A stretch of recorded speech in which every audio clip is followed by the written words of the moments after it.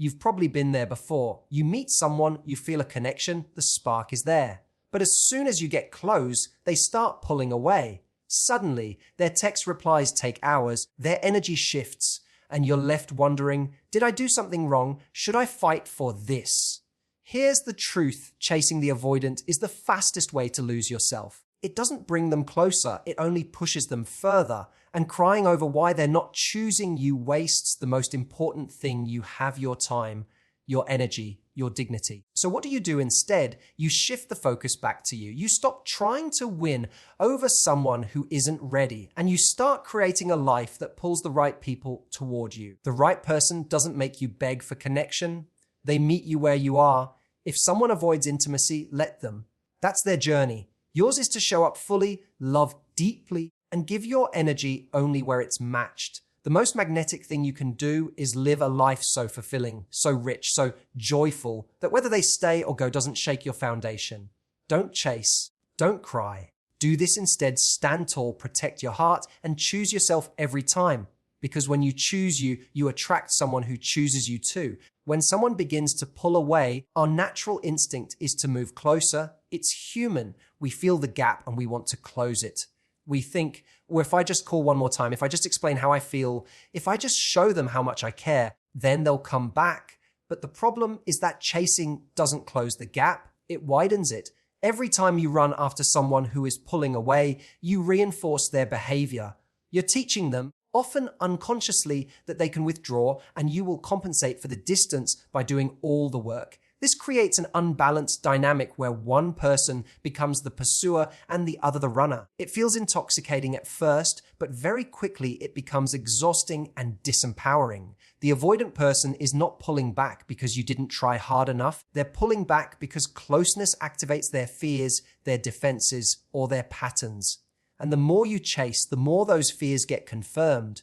Your pursuit feels like pressure, and instead of drawing them in, it makes them retreat further into themselves. What started as a connection becomes a game of hide and seek, where you are always the seeker, never the one being sought. And that dynamic slowly eats away at your self-worth. You start questioning what's wrong with you, when in reality the issue lies in the pattern you've stepped into. The danger in chasing is that it keeps you locked in scarcity. You start believing that love is something you have to earn, prove, or beg for. Instead of remembering that real connection flows when both people lean in, you convince yourself that if you just do more, say more, give more, then maybe you'll get the love you want. But love that has to be extracted through effort is not sustainable. It creates anxiety instead of security, and dependence instead of intimacy. When you stop chasing, something powerful happens. You reclaim your energy and send a clear message, both to the other person and to yourself, that your value is not up for negotiation. You remind yourself that your presence is a gift, and it should be met with appreciation, not avoidance. Instead of trying to close the distance by running faster, you let the space exist. You allow the other person to choose whether they want to step back in and meet you halfway. If they don't, you have your answer, not about your worth, but about their readiness. The most magnetic people are not the ones who chase. They are the ones who hold their ground, who know that their role is not to convince, but to connect. When you stop chasing, you open the door for someone else to actually walk toward you, not because they feel pressured, but because they truly want to. And that's the kind of connection that lasts. When someone you care about pulls away, the first response for many people is sadness. The disappointment feels heavy, and the mind spins with questions: why don't they want me? Wasn't I enough? Tears can become a daily routine, almost like a ritual of mourning for the connection you thought you had. But while crying might give you a brief release, staying in that emotional loop does not move you forward. It keeps you stuck in a cycle of longing, replaying moments, and reinforcing the idea that your happiness depends on whether this person chooses to come back. That cycle drains your energy and robs you of the opportunity to step into something healthier. Crying over their distance makes the absence even louder. Every tear you shed over them becomes a reminder of what you don't have instead of a recognition of what you deserve. And the danger here is that you start identifying yourself with rejection, making it a part of your story. Instead of seeing it as one person's inability to show up, you internalize it as a reflection of your value. The longer you stay in that space, the more you weaken your ability to walk away and create better standards for yourself. Sadness becomes addictive in its own way. It gives you a reason to keep them in your mind even when they are no longer giving you their attention. There's also a subtle message you send to yourself when you dwell in that sadness. You tell yourself that this person's approval is the measure of your worth. You begin to glorify them, placing them on a pedestal as the one you lost, when in truth, they may never have been able to give you the love you need in the first place. By crying over their withdrawal, you reinforce a fantasy that they were the answer when all they really did was show you their limits. And the more you invest your emotions in someone who isn't investing in you, the less space you have to welcome the people who actually can. Shifting out of that state doesn't mean you suppress your feelings. It's natural to feel hurt. It's natural to want to grieve a connection that meant something to you. But there's a difference between honoring your emotions and drowning in them. When you honor your emotions, you allow yourself to feel them without letting them define you. You can acknowledge the pain while also making choices that prioritize your healing. When you drown in them, you give your tears the steering wheel and they take you deeper into a story where you're powerless. What you must remember is that crying doesn't bring someone closer. It doesn't change their behavior. It doesn't create intimacy. All it does is tie your sense of peace to their absence when your peace should belong to you, independent of anyone else's choices. Choosing to stop wasting energy on tears is not about being cold or unfeeling. It's about reclaiming your strength and reminding yourself that your life is too precious to spend on someone who isn't showing up for you. When you've been caught in the trap of chasing someone or crying over their distance, the most powerful pivot you can make is shifting your focus back to yourself. This doesn't mean ignoring your feelings or pretending you weren't affected. It means redirecting the energy you've been pouring into someone else and channeling it into your own life. Every text you've agonized over, every moment spent analyzing their behavior, every hour replaying conversations in your head, that's valuable energy. And when that energy is reclaimed, it becomes fuel for growth, confidence, and fulfillment. When you invest in yourself, you're not only healing, you're rebuilding your sense of power. Think about it, the more you chase someone, the more control you hand over to them. They become the center of your world, the one who dictates how you feel day to day. But the moment you bring the focus back, you stop being a passenger in your own life. You begin to take back the wheel, reminding yourself that your time, your joy, and your purpose don't belong in anyone else's pocket. They belong to you. Redirecting your attention means asking questions like, what lights me up? What goals have I neglected while I was preoccupied with this person? What parts of myself have I been silencing in order to keep them around? These questions don't just heal the wound, they awaken parts of you that might have been dormant. Maybe you've always wanted to travel, to start a new project, to take better care of your body, or to deepen your friendships. Shifting focus means no longer waiting for someone to validate your worth, but choosing to build a life that validates itself through action and fulfillment. There's something magnetic about a person who pours into their own growth.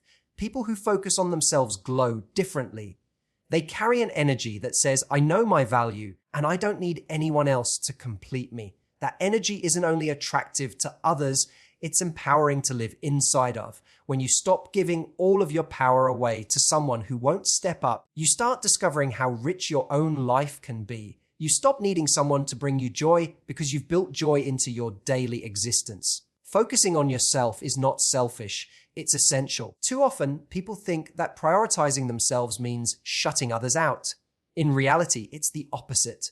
When you make yourself whole, you're able to show up in relationships from a place of abundance instead of desperation. You don't come to love with empty hands, hoping someone else will fill them. You come already full, and that fullness allows you to choose partners who meet you on equal ground instead of taking advantage of your giving nature. When you shift your focus back to yourself, you're not just moving on from someone. You're upgrading your entire standard of love. You stop looking for scraps of affection and start realizing you deserve a feast of real intimacy. And the beauty of it is, once you stop chasing others and start investing in you, the right people are drawn in naturally. Not because you begged for their attention, but because your life is magnetic on its own. When someone shows you avoidance, the most liberating thing you can do is allow them to walk their path. without trying to redirect it. It's tempting to think that with enough patience, love, or effort, you can pull them into the relationship you want.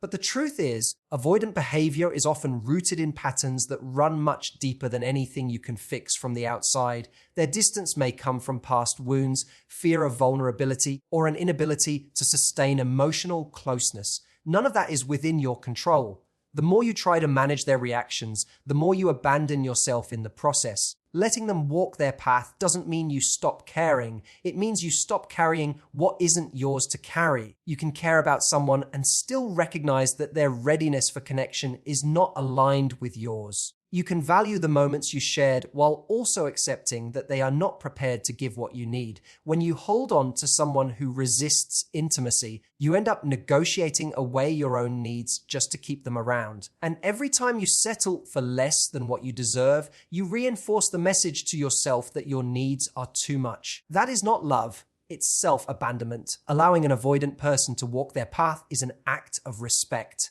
both for them and for yourself. You respect their journey by not trying to force them into something they're not ready for. You respect yourself by refusing to shrink your desires to fit their limitations. It's a shift from asking, "How can I make them stay?" to asking, "Am I willing to wait in limbo for someone who may never be able to show up?"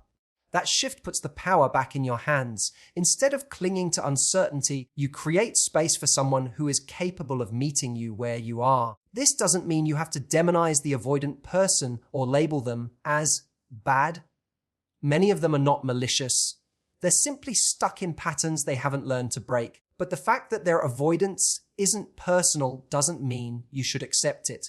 Compassion doesn't require tolerance of behavior that leaves you unfulfilled. You can wish them well while also choosing to walk away. You can understand their struggles without making them your responsibility. The moment you decide to let someone walk their path, you also reclaim your own. You free yourself from the exhausting cycle of proving, convincing, or waiting. You remind yourself that your life is not meant to be put on hold until someone decides they're ready. And more importantly, you affirm that your needs are valid and worthy of being met. Sometimes the most loving thing you can do is to release someone, because in doing so, you give both of you the chance to find what you're truly looking for. When you start living from a place of self-empowerment, everything about your energy shifts. Instead of walking into relationships with the mindset of, "I hope they like me," you carry yourself with the quiet confidence of, "I know what I bring, and I know what I deserve." That energy is magnetic, and people feel it without you saying a word. Self-empowerment means you are no longer waiting for someone else to validate your worth. You validate yourself through the way you live, the choices you make, and the standards you uphold. The most attractive quality you can ever have is not how you look, what you own, or how hard you chase someone. It's the way you value yourself. When you live a life that's rich and fulfilling on its own, you don't need someone else to fill the gaps. That independence isn't about being closed off, it's about being whole. It communicates, "I'd love to share my life with the right person, but I don't need anyone to complete me." And that is the kind of energy that draws in partners who are capable of meeting you as an equal, not as someone to rescue or control. Empowerment also comes from action. It's not just telling yourself you deserve better, it's showing it through your behavior. It's choosing not to chase someone who avoids you. It's refusing to settle for half-hearted love, and it's investing in your own passions, goals, and growth. When you do that, you send a message to yourself every day: "I matter. My dreams matter. My happiness matters." That message builds your self-respect, and self-respect becomes the standard you carry into every relationship. Think about the people you've admired in your life, the ones who seem to light up every room. What makes them so magnetic is not that they're desperate for attention, but that they radiate joy, passion, and confidence from within. They don't need anyone to hand them a sense of worth. They've already built it through how they live. That's what self-empowerment does for you. It makes your life so full that you're no longer chasing scraps of connection. You're inviting in someone who can match the abundance you already have. The irony is that when you stop chasing love and start embodying empowerment, love begins to find you. Not because you begged for it, but because people are naturally drawn to someone who values themselves. Your standards filter out the ones who aren't serious, and your energy attracts those who are aligned with the way you see yourself. You create a dynamic where you're no longer waiting to be chosen, you're doing the choosing. Living in self-empowerment doesn't just transform your love life, it transforms your entire existence. It changes the way you walk into rooms, the way you speak, the way you carry yourself. You stop apologizing for your needs and start expecting them to be met.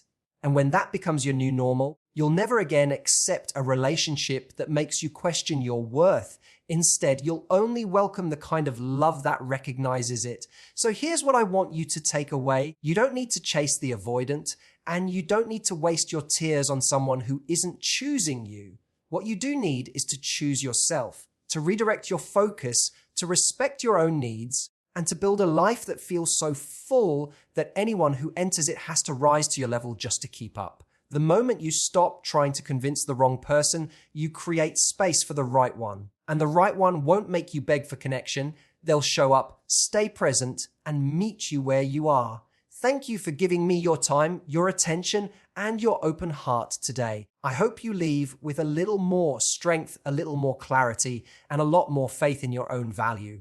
Remember, the greatest love story you'll ever experience begins with how you treat yourself. Live with that truth, and the love you deserve will always find its way to you. Goodbye for now, and thank you.